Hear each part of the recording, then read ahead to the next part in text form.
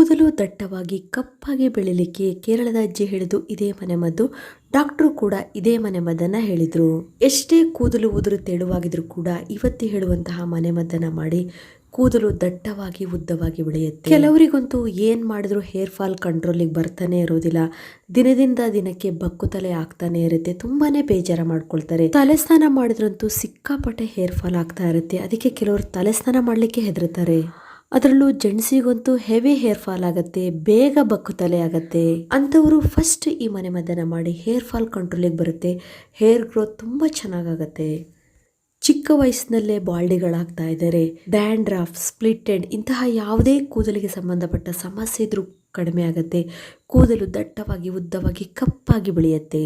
ಬನ್ನಿ ಹಾಗಾದ್ರೆ ಕೇರಳ ಅಜ್ಜಿ ಹೇಳಿದಂತ ಈ ಮನೆಮದ್ದು ಹೇಗೆ ಮಾಡೋದು ಅಂತ ನೋಡೋಣ. ಅದಕ್ಕೂ ಮೊದಲು hello friends, welcome to Geetha Samsara Sante. ಯಾರು ನನ್ನ ಚಾನಲ್ನ ಇನ್ನೂ ಸಬ್ಸ್ಕ್ರೈಬ್ ಮಾಡ್ಕೊಂಡಿಲ್ಲ, ಪ್ಲೀಸ್ ಇವಾಗಲೇ ನನ್ನ ಚಾನಲ್ನ ಸಬ್ಸ್ಕ್ರೈಬ್ ಮಾಡ್ಕೊಳ್ಳಿ. ಜೊತೆಗೆ ಪಕ್ಕದಲ್ಲಿ ಒಂದು ಬೆಲ್ ಐಕನ್ ಇರುತ್ತೆ, ಅದನ್ನು ಪ್ರೆಸ್ ಮಾಡಿ. ಅವಾಗ ನನ್ನ ಎಲ್ಲ ವೀಡಿಯೋಗಳ ನೋಟಿಫಿಕೇಶನ್ ನಿಮಗೆ ಫಸ್ಟ್ ತಲುಪತ್ತೆ, ಅದು ಫ್ರೀಯಾಗಿ. ಫ್ರೆಂಡ್ಸ್, ಈ ಮನೆಮದ್ದು ಮಾಡಲಿಕ್ಕೆ ಹೆಚ್ಚಿಗೆ ಖರ್ಚೇ ಇಲ್ಲ. ಮನೇಲಿರುವ ಪದಾರ್ಥ ಸಾಕು, ಬೇಗ ನಾವು ಇದನ್ನು ತಯಾರಿ ಮಾಡ್ಕೊಳ್ಳಿ. ಫಸ್ಟ್ ನಾವು ಒಂದು ಬಾಣಲಿ ತಗೊಳ್ಳೋಣ. ಅದು ಸ್ವಲ್ಪ ದಪ್ಪ ತಳ ಇರಬೇಕು. ಇದಕ್ಕೆ ನಾನಿಲ್ಲಿ 2 ಸ್ಪೂನ್ ಅಕ್ಕಿಯನ್ನು ಸೇರಿಸ್ತಾ ಇದ್ದೀನಿ. ನೋಡಿ, ನೀವು ಊಟ ಮಾಡುವ ಯಾವುದೇ ಅಕ್ಕಿನಾದರೂ ಆದಷ್ಟು ಸ್ಟೀಮ್ ರೈಸ್ಗಿಂತ ರಾ ರೈಸ್ ಅಂತ ಸಿಗುತ್ತೆ, ಅದನ್ನು ಬಳಸೋದು ತುಂಬ ಒಳ್ಳೆಯದು. ಫ್ರೆಂಡ್ಸ್ ನೋಡಿ, ಇವಾಗ ನಾವು ಸ್ಟವನ್ನು ಮೀಡಿಯಂ ಫ್ಲೇಮಲ್ಲಿ ಇಟ್ಕೊಳ್ಳೋಣ. ಸ್ವಲ್ಪ ನಾವು ಫ್ರೈ ಮಾಡಿದರೆ ಸಾಕಾಗುತ್ತೆ. ಅಕ್ಕಿಯಲ್ಲಿರುವಂಥ ಅಂಶ ಕೂದಲ ಬೆಳವಣಿಗೆಗೆ ಮತ್ತು ಅದರಲ್ಲೂ ಹೇರ್ ಫಾಲನ್ನು ಸ್ಟಾಪ್ ಮಾಡಲಿಕ್ಕೆ ತುಂಬಾ ಒಳ್ಳೆಯದು. ಇದರಲ್ಲಿ ಒಂದು ರೀತಿಯಿಂದ ಅಮಿನೋ ಆ್ಯಸಿಡ್ ಅನ್ನುವ ಒಂದು ಅಂಶ ಇದೆ. ಅದು ಹೇರ್ ಫಾಲನ್ನು ಕಂಟ್ರೋಲ್ ಮಾಡುತ್ತೆ ಮತ್ತು ಕೂದಲು ದಟ್ಟವಾಗಿ ಬೆಳಿಲಿಕ್ಕೂ ಕೂಡ ಇದು ತುಂಬ ಒಳ್ಳೆಯದು. ಹೇರ್ ಗ್ರೋತ್ ಆಗಲಿಕ್ಕೆ ಬೇಕಾದಂಥ ಎಲ್ಲ ನ್ಯೂಟ್ರಿಯೆಂಟ್ಸ್ಗಳು ಈ ಅಕ್ಕಿಯಲ್ಲಿದೆ. ಇದು ನಮ್ಮ ಹೇರ್ ಬ್ರೇಕೇಜ್ ಆಗೋದನ್ನು ತಡೆಗಟ್ಟುತ್ತೆ. ಅಂದರೆ ಸ್ಪ್ಲಿಟ್ ಎಂಡ್ ಆಗ್ತಾ ಇರುತ್ತೆ, ಕಟ್ಟಾಗಿ ಕೂದಲು ಬೀಳ್ತಾ ಇರುತ್ತಲ್ಲ, ಅದನ್ನು ತಡೆಗಟ್ಟುತ್ತೆ. ಅದ್ರ ಜೊತೆಗೆ ಹೇರ್ ಟೆಕ್ಸ್ಚರ್ನ ಇಂಪ್ರೂವ್ ಮಾಡ್ಲಿಕ್ಕೆ ಕೂಡ ಇದು ತುಂಬಾ ಒಳ್ಳೆಯದು. ಜಪಾನ್ ದೇಶದ ಒಂದು ಬುಡಕಟ್ಟು ಜನಾಂಗ ಯಾಹೂ ವುಮೆನ್ಸ್ ಅಂತ ಕರೀತಾರೆ. ಅವ್ರ ಹೇರ್ ತುಂಬಾನೇ ಲಾಂಗ್ ಆಗಿದೆ, ತುಂಬಾನೇ ಕಪ್ಪಾಗಿದೆ. ಕಾರಣ ಅವರು ರೈಸನ್ನು ತುಂಬ ಬಳಸ್ತಾರೆ. ರೈಸ್ ವಾಟರ್ನ ಹೇರಿಗೆ ಹಾಕೊಳ್ತಾರೆ, ರೈಸ್ ಆಯಿಲರ್ಗಳನ್ನು ಮಾಡಿ ತಲೆಗೆ ಹಾಕೊಳ್ತಾರೆ. ಕೂದಲ ಬೆಳವಣಿಗೆಗೆ ರೈಸ್ ಅಂತೂ ತುಂಬಾನೇ ಒಳ್ಳೆಯದು. ಫ್ರೆಂಡ್ಸ್ ನೋಡಿ, ರೈಸನ್ನು ನಾವು ಜಾಸ್ತಿ ಫ್ರೈ ಮಾಡ್ಕೊಳ್ಳೋದು ಬೇಡ, ಸ್ವಲ್ಪ ಗರಿ ಗರಿ ಆದರೆ ಸಾಕಾಗತ್ತೆ. ಇವಾಗ ನಾವು ತೆಗೆದು ಒಂದು ತಣ್ಣಗಾಗೋಕೆ ಬಿಡೋಣ. ಫ್ರೆಂಡ್ಸ್, ನೆಕ್ಸ್ಟ್ ನಾವು ಮೆಂತೆ ತಗೊಳ್ಳೋಣ. ಇದನ್ನು ಕೂಡ ನಾವು ಫ್ರೈ ಮಾಡ್ಕೊಳ್ಬೇಕು. ಮೆಂತೆ ಅಂತೂ ಗೊತ್ತೇ ಇದೆ ಫ್ರೆಂಡ್ಸ್, ನಮ್ಮ ಕೂದಲ ಬೆಳವಣಿಗೆಗೆ ತುಂಬಾ ಒಳ್ಳೆಯದು. ಕೂದಲು ದಟ್ಟವಾಗಿ ಬೆಳಿಲಿಕ್ಕೆ ಹೈ ಅಮೌಂಟ್ ಆಫ್ ಪ್ರೋಟೀನ್ ಇದೆ, ನಿಕೋಟಿನಿಕ್ ಆಸಿಡ್ ಇದೆ ಮತ್ತು ಲೆಸಿಥಿನ್ ಇದೆ.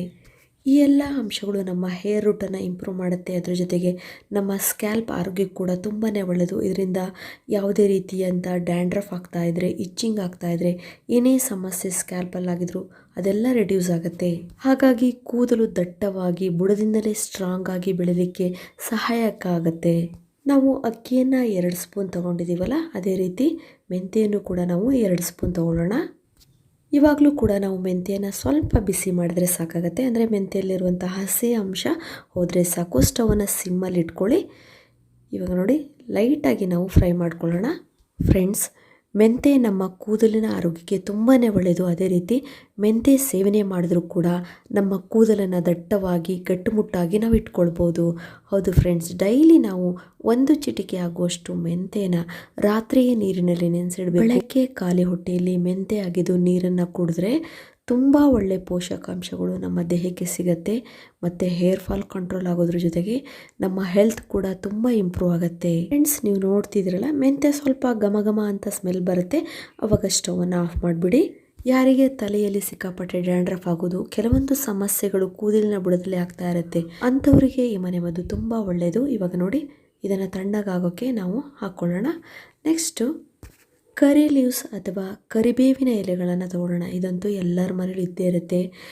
ಇದರ ಹೆಲ್ತ್ ಬೆನಿಫಿಟ್ಸ್ ಕೇಳಿದರೆ ಫ್ರೆಂಡ್ಸ್ ತುಂಬಾ ಒಳ್ಳೆಯದು. ನಮ್ಮ ಕೂದಲ ಬೆಳವಣಿಗೆಗೆ ಒಂದೊಳ್ಳೆ ಟಾನಿಕ್ ಅಂತಲೇ ಹೇಳ್ಬೋದು. ಯಾಕಂದರೆ ಇದರಲ್ಲಿ ಬೀಟಾ ಕೆರೋಟಿನ್ ಇದೆ, ಎಸೆನ್ಷಿಯಲ್ ವಿಟಮಿನ್ಸ್ಗಳಿದೆ, ಪ್ರೋಟೀನ್ಸ್ ಇದೆ. ಇವೆಲ್ಲವೂ ಹೇರ್ ಫಾಲನ್ನು ರೆಡ್ಯೂಸ್ ಮಾಡೋದ್ರ ಜೊತೆಗೆ ಹೇರ್ ರೂಟನ್ನು ಸ್ಟ್ರೆಂಥನ್ ಮಾಡುತ್ತೆ. ಜೊತೆಗೆ ಪ್ರೀ ಮೆಚೂರ್ಡ್ ಗ್ರೇ ಹೇರ್ ಆಗೋದನ್ನು ತಡೆಗಟ್ಟುತ್ತೆ. ತುಂಬ ಜನಕ್ಕೆ ಚಿಕ್ಕ ವಯಸ್ಸಿನಲ್ಲೇ ತುಂಬ ವೈಟ್ ಹೇರ್ ಆಗ್ತಾ ಇರುತ್ತಲ್ವ, ಅದನ್ನು ತಡೆಯುತ್ತೆ. ಅದರಲ್ಲೂ ಮಕ್ಕಳಿಗಂತೂ ಚಿಕ್ಕ ವಯಸ್ಸಿನಲ್ಲೇ ತುಂಬ ಗ್ರೇ ಹೇರ್ ಆಗ್ತಾ ಇದೆ, ಅವರಿಗಂತೂ ಮುಜುಗರನೇ ಆಗ್ತಿರುತ್ತೆ ವೈಟ್ ಹೇರ್ ಆಗಿದ್ದಕ್ಕೆ. ಅಂಥವರಿಗೆ ಇದು ರಾಮಬಾಣವಾಗಿ ಕೆಲಸ ಮಾಡುತ್ತೆ. ಒಂದು 20 ರಿಂದ 30 ಕರಿಬೇವಿನ ಎಲೆಗಳನ್ನು ಹಾಕ್ಕೊಂಡು ನೋಡಿ, ಸ್ಟವನ್ನು ಸಿಮ್ಮಲ್ಲಿ ಇಟ್ಕೊಂಡು ಈ ಥರ ಫ್ರೈ ಮಾಡ್ಕೊಳ್ಳಿ. ಸ್ವಲ್ಪ ಗರಿ ಗರಿ ಆಗುವವರೆಗೂ ನಾವು ಇದನ್ನು ಫ್ರೈ ಮಾಡ್ಕೊಳ್ಬೇಕು.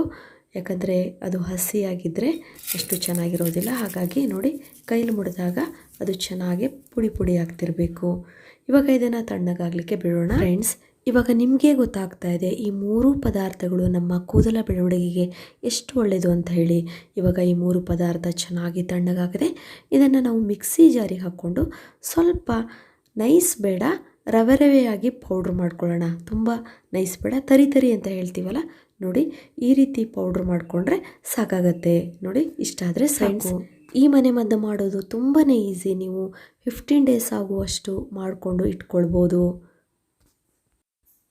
ನೋಡಿ, ಇದನ್ನು ನೆಕ್ಸ್ಟ್ ನಾವು ಒಂದು ಬೌಲಿಗೆ ಹಾಕ್ಕೊಳ್ಳೋಣ. ಇದಕ್ಕೆ ನಾವು ಕೊಬ್ಬರಿ ಎಣ್ಣೆನ ಆ್ಯಡ್ ಮಾಡ್ಕೊಳ್ಳೋಣ. ನಾನು ಯಾವಾಗಲೂ ಹೇಳ್ತಾ ಇರ್ತೀನಿ, ಕೊಬ್ಬರಿ ಎಣ್ಣೆ ಕೂಡ ಹೇರ್ ಗ್ರೋತಿಗೆ ತುಂಬಾ ಒಳ್ಳೆಯದು. ಆದರೆ ಕೊಬ್ಬರಿ ಎಣ್ಣೆ ಪ್ಯೂರ್ ಆಗಿರಬೇಕು. ಆದಷ್ಟು ವುಡ್ ಪ್ರೆಸ್ಡ್ ಕೊಕೊನಟ್ ಆಯಿಲ್ ಅಂತ ಸಿಗತ್ತೆ. ಆಯಿಲನ್ನೇ, ಅಂದರೆ ಇಲ್ಲಾಂದರೆ ಗಾಣದ ಎಣ್ಣೆ ಅಂಥೇಳಿ, ಕೊಬ್ಬರಿಯನ್ನು ನೀವು ಗಾಣಕ್ಕೆ ಕೊಟ್ಟು ಅದರ ಆಯಿಲ್ ಮಾಡಿ ಇಟ್ಕೊಂಡ್ರು ತುಂಬ ಒಳ್ಳೆಯ ರಿಸಲ್ಟ್ ಸಿಗತ್ತೆ. ಮಾರ್ಕೆಟಲ್ಲಿ ಸಿಗುವಂಥ ಯಾವುದೇ ಬ್ರ್ಯಾಂಡ್ ಆಯಿಲು ಅಷ್ಟು ಪ್ಯೂರ್ ಆಗಿರೋದಿಲ್ಲ. ಅದರಿಂದ ನಮ್ಗೆ ಯಾವುದೇ ಉಪಯೋಗ ಕೂಡ ಬರೋದಿಲ್ಲ. 100 ಗ್ರಾಮ್ ಆಗುವಷ್ಟು ನೀವು ಕೊಬ್ಬರಿ ಎಣ್ಣೆನ ಇದಕ್ಕೆ ಆ್ಯಡ್ ಮಾಡಿ. ಇದು ಒಂದು 15 ಡೇಸಿಗೆ ಸಾಕಾಗತ್ತೆ. ಇದಕ್ಕೆ 2 ಸ್ಪೂನ್ ಹರಳೆಣ್ಣೆ ಕೂಡ ಸೇರಿಸ್ಬೋದು. ಆದರೆ ಈ ಮಳೆಗಾಲ ಕೆಲವರಿಗೆ ಹರಳೆಣ್ಣೆ ಅಷ್ಟು ಸೂಟ್ ಆಗೋದಿಲ್ಲ. ಬೇಸಿಗೆ ಕಾಲ ಆಗಿದ್ರೆ ನೀವು 2 ಸ್ಪೂನ್ ಹರಳೆಣ್ಣೆನ ಸೇರಿಸ್ಕೊಳ್ಳಿ. ಇವಾಗ ಒಂದು ಸೂಪರ್ ಆದಂಥ ಇಂಗ್ರೀಡಿಯೆಂಟ್ಸ್ ಆ್ಯಡ್ ಮಾಡೋಣ. ಇದು ತುಂಬಾ ಇಂಪಾರ್ಟೆಂಟ್ ಆಗಿರುತ್ತೆ ಫ್ರೆಂಡ್ಸ್. ಇಲ್ಲಿ ನಾನು ಅರ್ಧ ಇಂಚು ಶುಂಠಿನ ಚೆನ್ನಾಗಿ ತೊಳೆದು ಸ್ಲೈಸ್ ಆಗಿ ಕಟ್ ಮಾಡ್ಕೊಂಡಿದ್ದೀನಿ. ಅದನ್ನು ಕೂಡ ಈ ಆಯಿಲಿಗೆ ಮಿಕ್ಸ್ ಮಾಡ್ಕೊಳ್ಳೋಣ. ಇವಾಗ ಈ ಎಲ್ಲ ಪದಾರ್ಥಗಳನ್ನು ನಾವು ಚೆನ್ನಾಗಿ ಸ್ವಲ್ಪ ಮಿಕ್ಸ್ ಮಾಡೋಣ. ಈ ಥರ ಮಿಕ್ಸ್ ಮಾಡಿದ ಮೇಲೆ 2 ದಿವಸ ನೀವು ಇದೇ ಥರ ಮುಚ್ಚಿಡಬೇಕು. ನೋಡಿ ಎಷ್ಟು ಚೆನ್ನಾಗಿ ಆಯಿಲ್ ತಯಾರಾಯಿತು ಅಂತ. ಎಲ್ಲ ಸತ್ವಗಳು ಈ ಆಯಿಲಲ್ಲಿ ಬಿಟ್ಟಿರುತ್ತೆ.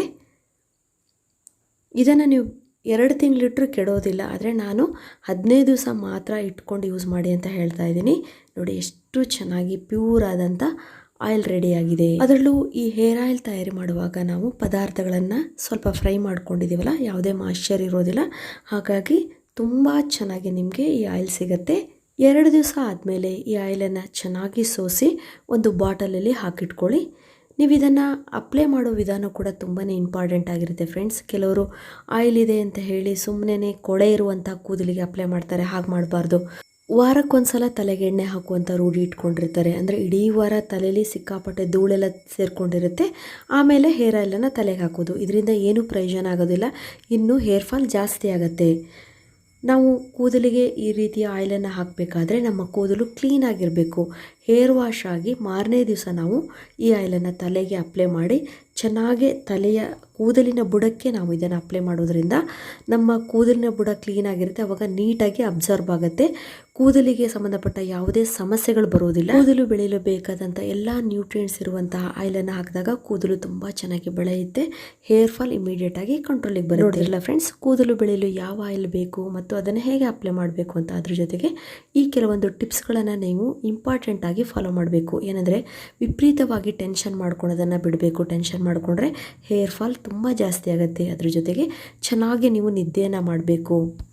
ಅದಲ್ಲದೆ ಆದಷ್ಟು ಒಳ್ಳೆಯ ಹಸಿರು ತರಕಾರಿಗಳು ಮತ್ತು ಹಣ್ಣುಗಳ ಸೇವನೆ ಮಾಡ್ತಾ ಬಂದರೆ ಹೇರ್ ಫಾಲ್ ಕಂಟ್ರೋಲಿಗೆ ಬರುತ್ತೆ. ಕೂದಲು ದಟ್ಟವಾಗಿ ಬೆಳೆಯುತ್ತೆ.